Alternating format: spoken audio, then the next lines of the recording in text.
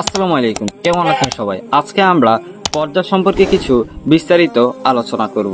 পর্দা শব্দটি মূলত আরবি হিজাব শব্দের বাংলায় উর্দুতে বলা হয় তর্জমা। পর্দা শব্দটির অর্থ হচ্ছে আড়াল করা, ঢেকে রাখা, গোপন করা বা বস্ত্র দ্বারা নিজেকে আড়াল করে রাখা। পর্দা কি?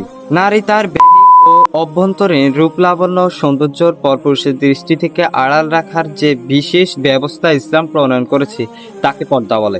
এখন আমরা জেনে নিই পর্দার উদ্দেশ্য কি। প্রথমত হচ্ছে আল্লাহ তাআলাকে সন্তুষ্টি করা, এটি আল্লাহ তাআলার বিধান। দ্বিতীয়ত, ধরেন একটি উদাহরণ, দুইটি ললিপপ, একটি ললিপপ আপনি খোলা রাখলেন, আরেকটি ঢেকে রাখলেন।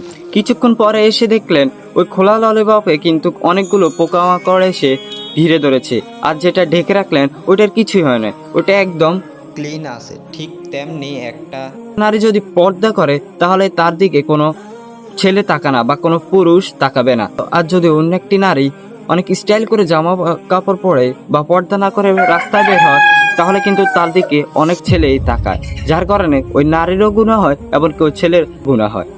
কিন্তু এখন যে পর্দা মানে যে বোরগাগুলো নারীরা পরে, ওই বোরগাগুলোকে দেখে ছেলেরা আরো নারীদেরকে দেখার জন্য আকৃষ্ট হয়।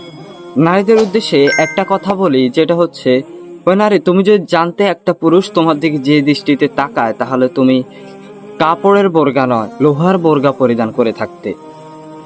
আমার কথায় হয়তো অনেক ভুল ত্রুটি থাকতে পারে, কিন্তু আমি আপনাদেরকে একটা বই সাজেস্ট করতে পারি পর্দা নিয়ে।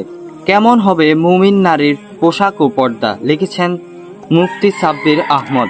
এই যে এই বইটি আপনারা কিনতে পারেন। এই বইটিতে পর্দা সম্পর্কে অনেক কিছু লেখা আছে যা আপনার জীবনকে পাল্টে দিতে পারে। আপনি আপনার জীবনের অনেক কিছু বুঝতে পারবেন। তো ভিডিওটি ভালো লাগলে লাইক, কমেন্ট, শেয়ার করে দিবেন। আসসালামু আলাইকুম।